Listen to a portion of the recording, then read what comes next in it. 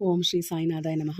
సాధారణ అనుగ్రహం వలన మానవుడు భక్తుడిగా మారుతాడు. ప్రాపంచిక జీవితం ఆధ్యాత్మిక జీవితంగా మారుతుంది. కొన్ని క్షణములైన గురువును పూజించడం, ఆరాధించడం, చింతించడం ప్రారంభమవుతుంది.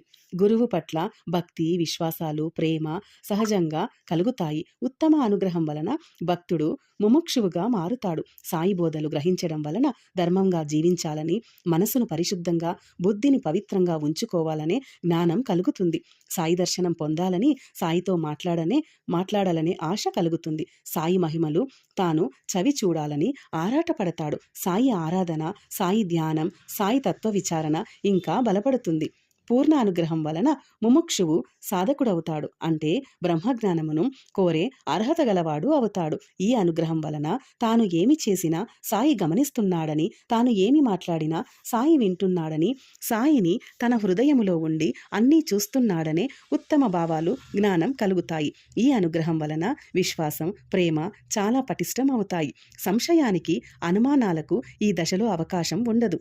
సంపూర్ణ అనుగ్రహం వలన సాధకుడు తత్వదర్శి అవుతాడు. బ్రహ్మం ఏ విధంగా సత్యమో, జగత్తు ఏ విధంగా భ్రాంతియో అనుభవములోకి వస్తుంది. గురువు పట్ల ఎనలేని కృతజ్ఞత, హృదయపూర్వకమైన ప్రేమ, అచంచల విశ్వాసం, చక్కటి పూర్ణ అవగాహన ఏర్పడుతుంది. ఈ దశలోనే సిద్ధులు మొదలవుతాయి. ఎన్నో మహిమలు సాధకుడు చేత సాయి చేయిస్తాడు. ఎంతో మందికి జ్ఞానాన్ని, శాంతిని ప్రసాదించే శక్తి సాయి ఈ దశలో ఇస్తాడు.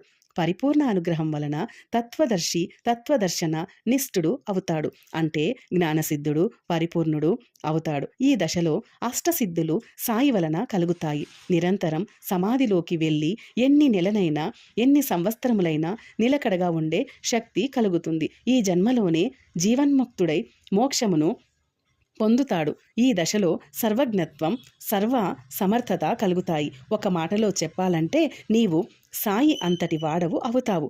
సాయి వలె నీవు ఎన్నో మహిమలు చేయగలుగుతావు. సాయి వలె సర్వలోకముల చేత పూజింపబడతావు. భగవంతుడిగా సర్వ హృదయాలలో యుగ యుగాలుగా కొలువై ఉంటావు.